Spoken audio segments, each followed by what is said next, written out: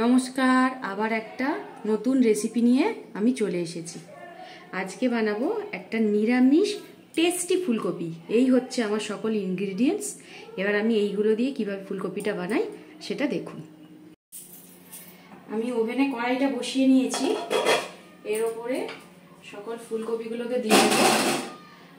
একটু গরম জল করে এটাকে একটু অল্প করে ভাপিয়ে নেব, যাতে একটু হালকা বয়েল হয়ে থাকে ফুলকপিগুলো। এতে অল্প করে একটু নুন দিয়ে দেব। মাথায় রাখবেন যতটা পরিমাণ নুন দিচ্ছেন সেই বুঝে তরকারিতেও নুন দিতে হবে ফুলকপিতে।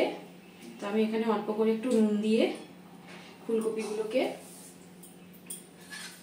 বয়েল হতে দিলাম।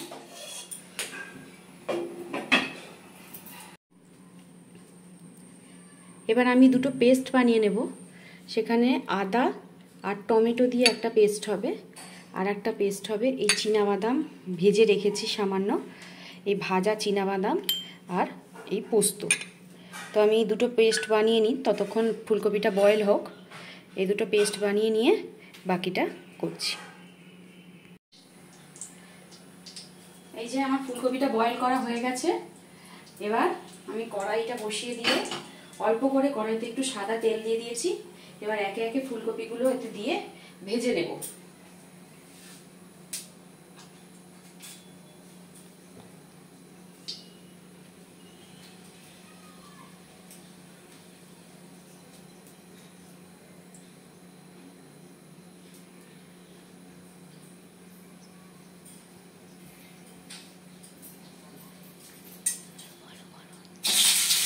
ফুলকপিগুলো এতে দিয়ে দিচ্ছি।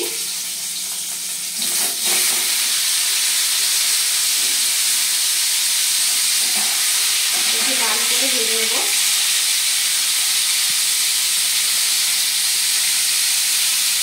ফুলকপিগুলোকে একটু হালকা লাল করে ভেজে নিয়ে তারপর এই গ্রেভিটা তৈরি করব।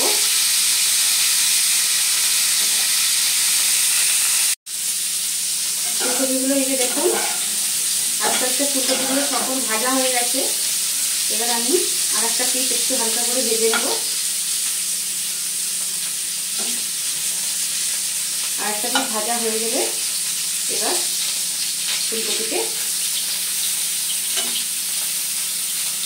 ফুলকপিগুলো তুলে নিয়ে গ্রেভিটা তৈরি করব।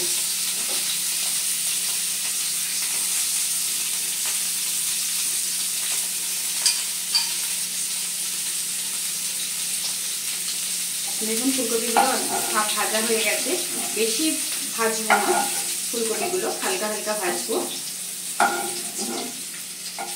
সেজন্য আমার ফুলকপিগুলো ভাজা হয়ে গেছে। আমি এবার সব ফুলকপিগুলোকে তুলে নিলাম।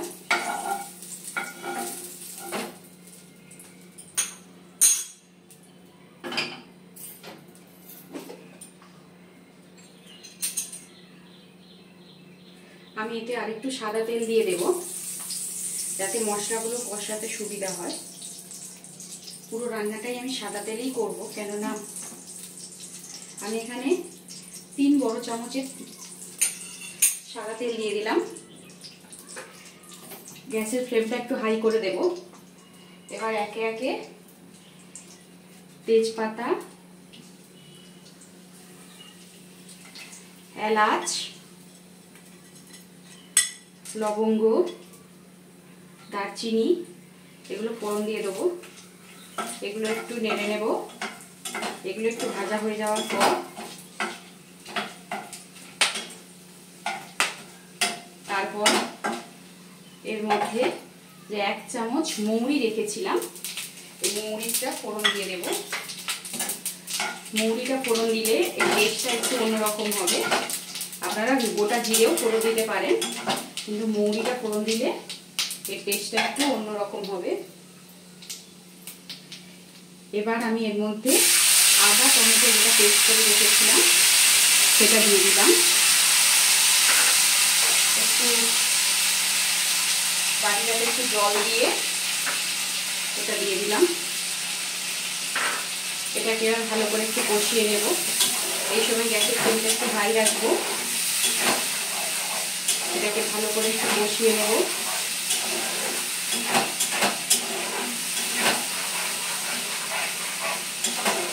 নাহলে কাঁচা আদা কাঁচা ভাবটা আর টমেটোর যে একটা কাঁচা গন্ধ সেটা যাবে না।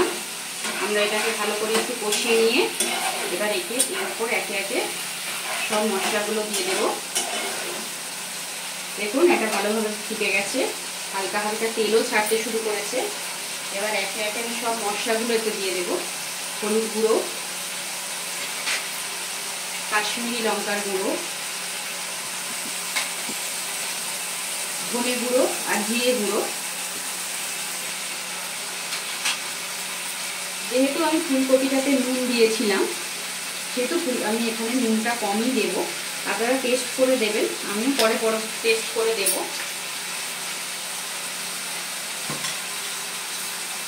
আর নিরামিষ রান্না একটু চিনি না দিলে হয়, তো একটু অল্প করে চিনি দিলাম। আপনারা যে যেমন মিষ্টি পছন্দ করেন সে তেমন মিষ্টি দেবেন।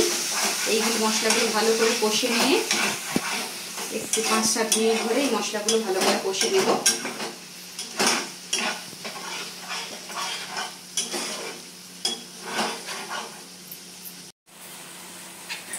আমি দেখুন মশলাটা 5 মিনিট ধরে কষিয়ে নিয়েছি, কিভাবে সাইড দিয়ে তেল ছেড়ে গেছে।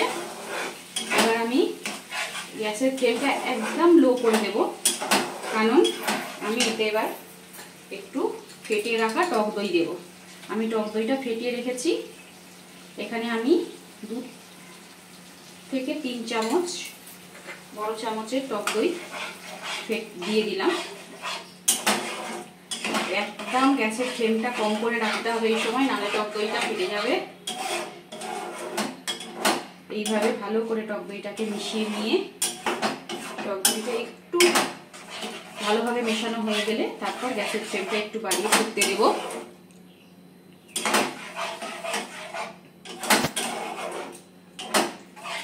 দেখুন আমার টক দইটা খুব সুন্দর করে মেশানো হয়ে গেছে। এবার আমি গ্যাসের ফ্লেমটা একটু মিডিয়াম টু হাই করে দেব, একটু ফুটে যাক ভালোভাবে। তারপর আমি বাকি জিনিসগুলো দিয়ে দেব।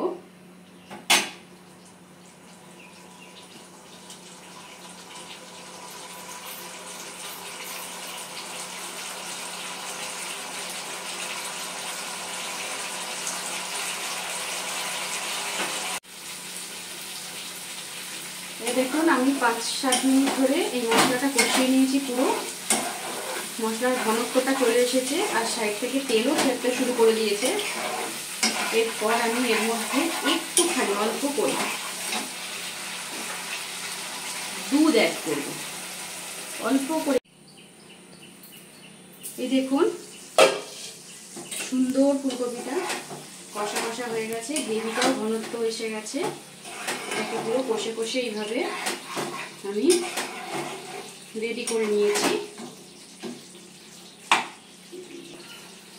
এর ওপর আমি একটুখানি কসুরি মেথি ছড়িয়ে দেব।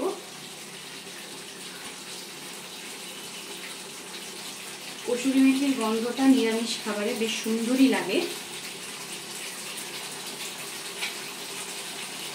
এটাকে ভালো করে মিশিয়ে নেব।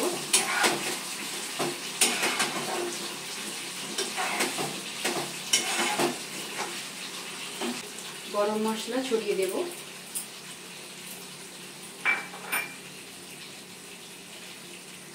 আর উপর থেকে সামান্য একটু ঘি। ব্যাস রেডি আমাদের ফুলকপি মহারানী। এতক্ষণ আমি যে রেসিপিটা আপনাদের দেখাচ্ছিলাম সেটা হলো ফুলকপি মহারানী। এবার আমি এটাকে কিছুক্ষণ গ্যাসের ফ্লেমটা অফ করে চাপা দিয়ে দেব। ব্যাস আমাদের তৈরি ফুলকপির মহারানী।